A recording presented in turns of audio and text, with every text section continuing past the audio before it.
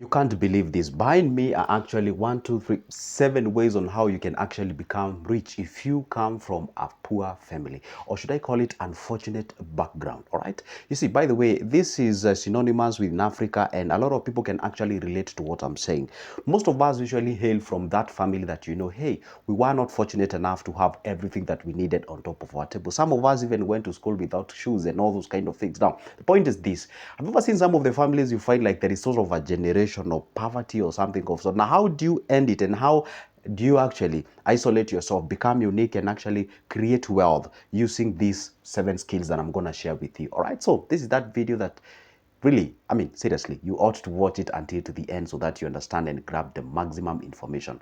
By the way, this is made by an African for you, for the Africans, and for the rest of the people who are watching this video from outside Africa and wherever the country are watching from. Now, the point is this: guess what, guys?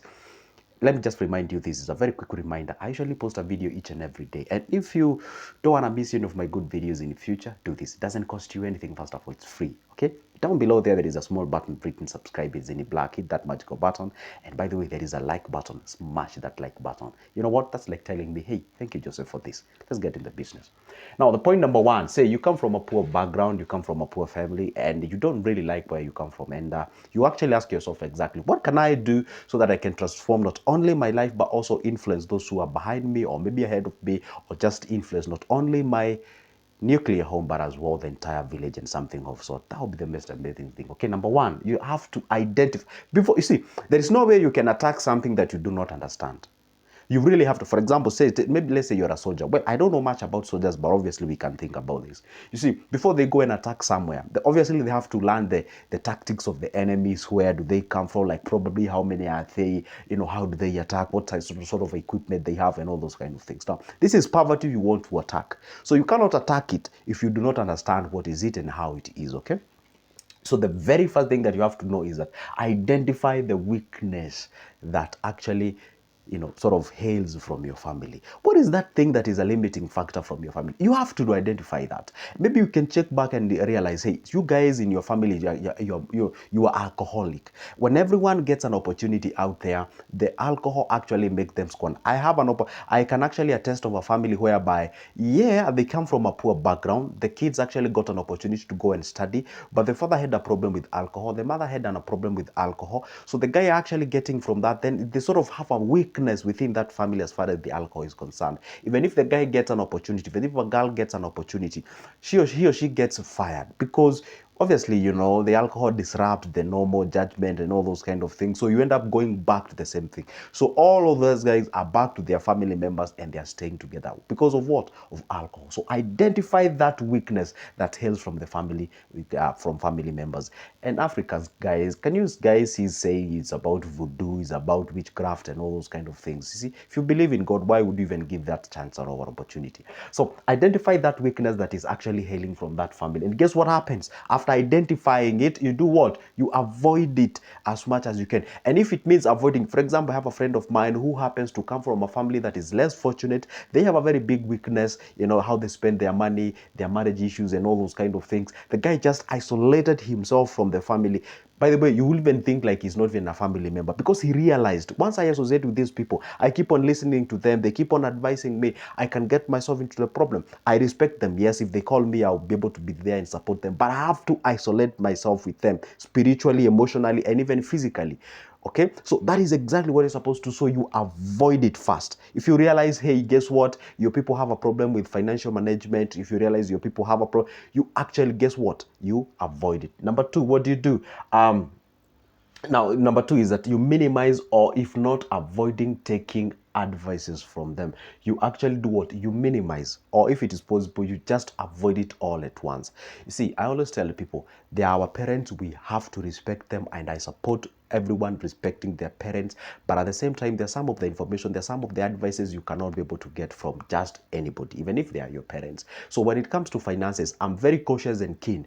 Whom advice am I getting from? Because, hey, you cannot just wake up in the morning and start grabbing any information, especially on these social medias and whatever. You can't just wake up in the morning and start listening to anybody who they are saying anything, because nowadays it's like anyone and everyone is like can advise anybody, provided you have a cell phone and you have internet. You can just say anything and you post it. Some of these things that are being said here are deceptive. They are not really things that can actually substantially help you. So the point is this: it's also good to filter that what you're getting from the family members. Okay, see, for example, say maybe you've sat down and maybe you've realized, hey, you can maybe grow some mushroom back at your home up country place, and you realize, hey, guess what, this can actually make me money. Let me tell you one secret: that idea usually conceptualized when you're alone. That is one of the best of the ideas that you can ever actualize. But once you go back home, start selling that idea to them, they start advising you, they tell you it cannot work, it can't be done, has never been done, and all those kind of things. You see, when you realize that people are on the same level, they tend to pull those who are actually trying to go up so that you can actually appear the same and all those kind of things. So the point is this: just shut. If you want to do something back then you have to limit whatever you were saying. Okay, again, avoid like sharing everything. For example, say they visit you from your place and you find that you have a very big telly or TV, or maybe just minimized, just tell them, hey, I got this as an offer from my job. I just don't tell them you did this and the other. They're gonna advise you and misadvise you, and by the time you realize, you've lost a lot of opportunities out there. So the point is this: minimize or avoid taking advices from them. Rely on what you get, and also what you get from your financial advisor. Okay, and also rely on what you get from what you call the skills maybe you acquired from the universities, from the school, and such kind of things. So the real life experiences that you get, rely on your guts. At least do something different than what they did. If you keep on doing what they did, then expecting a difference in that, then that is ignorant. Okay, now we go to the next point: is that create a new social network with new friends that are on the same mission as you are. And by the way, let me tell you one secret. Well, I understand not everyone is actually a social person. For example, I say about myself, I'm not really a social person. If I really don't know you, I usually don't feel comfortable creating social network and all those kind of things. So I'm so much reserved, but if you this kind of an individual, obviously you need to have or associate yourself with people who are on the same mission as you. If you're a content creator, associate yourself with the content creator people. If you'd like to get into what we call like online skills, associate with people who are doing exactly that. If you'd like to get into maybe, let's say, farming, associate with people who are doing exactly that. If you want to go into mechanics, just associate yourself with people who are on the same mission as you, and then try to get people who are of different caliber. For example, let's say, it's quite weird if you go back to your up country and then you associate with the people who maybe you schooled with, they dropped out, and then they kind of have the same village mentality from that location, and those are the guys whom you're associating yourself with. You ain't gonna get something new. Go out there, associate with the people who have been living in towns, those people who are smart, streetwise, plus the book smart, all that combination and that concoction. Just take it and drink it. Guess what will happen? You actually start expanding your mind. And by the way, this is a real thing, I'll tell you. See, if you have a friend of yours, or if you have friends who have cars, probably you'll be the next one to buy a car. That's a reality. I've never known exactly why this happens, but it is true. See, you can actually associate with people who actually buy parcels of land. I don't know what happens. You end up even buying a parcel of land. I don't know. I really don't know. I don't know how contagious this thing is, but it's a reality. But if you're living with people who are complaining about the economy each and every time, obviously you'll be seeing problems. That's a reality. So it's good to associate with the people who are actually, future oriented, so that at least you can be one of those guys who are actually growing themselves. Now we go to the point number 4: avoid being choosy. Now this is another bad thing. Say you've gone to university, you've studied, you've graduated, you've told you are a teacher, you are a actuarial science, you are whoever they told you are after getting out of the system of the university or whatever. Now you come to the real world, and then you realize there are no opportunities of what you studied. Now, guess what? Because they told you you're an engineer, that is the only thing. You cannot go below that. You have to stay within that. You're struggling. You cannot even feed yourself. You cannot even dress. That means you're destabilized as far as your mind is concerned. But guess what? You're very choosy, And I love giving myself as an example. Back then, I used to do painting. And if you want to justify that, you can go back to my older videos like 2 years ago. I was doing that exactly thing. Not because I really loved the interior design and what have you, but that was the available opportunity by then. So what do? You go grab that as, you know, be able to feed your basic needs, because it's quite weird when you're out with the university and you're still relying on your parents to feed yourself and all those kind of things, you know. Just go out there, do that what is available before you get that what you want. Along the way, then create what we call a long-term solution of the existing problem that you have. Okay, so the thing is this: avoid being choosy. Don't be choosy out there. You know, you can't do this, you can't do this because, or you can't, you consider that one be done by people who have not learned. If you have that kind of a behavior and character, it's gonna have a very, very rough time with you. So it's always good to make sure that at least don't be choosy. Pick that what is available as you wait for that what you want. Let's go to point number 5. Learn valuable skills that you can actually go ahead and do what? Monetize it. Okay. See, let me tell you one secret. The fastest way to actually get out of poverty is to, 1, learn a skill, 2, be an entrepreneur or start a business. Now, the point is this: remember one thing, money is always a reward given after solving someone's problem. So you cannot be given money if you don't solve someone's problem. Okay, for example, if today you call me and you ask me, hey, good Joseph, I would like to invest on infrastructure bond. I do not have any idea. Right, I tell you, hey, I charge this X amount of money. Okay, no problem then, provided if I get value, I'm okay to pay. Because now what happens, there is a transaction. You come on board, you have the cash, I have the skills. You give me the cash, I give you the skills. And by the time ends, then you'll be able to have your problem solved. Always view it from that perspective. And I remember we used to make mistake back then when I used to do the interior design, because I could show up to a place in a site and I say, hey, guess what, guys, I do this and this and this. I was requesting if you can give me a job. By the way, that's a very bad niching. That's a very bad way of actually bidding for that job, because you see, these people, you actually sort of, you're actually surrendering yourself under their mercies.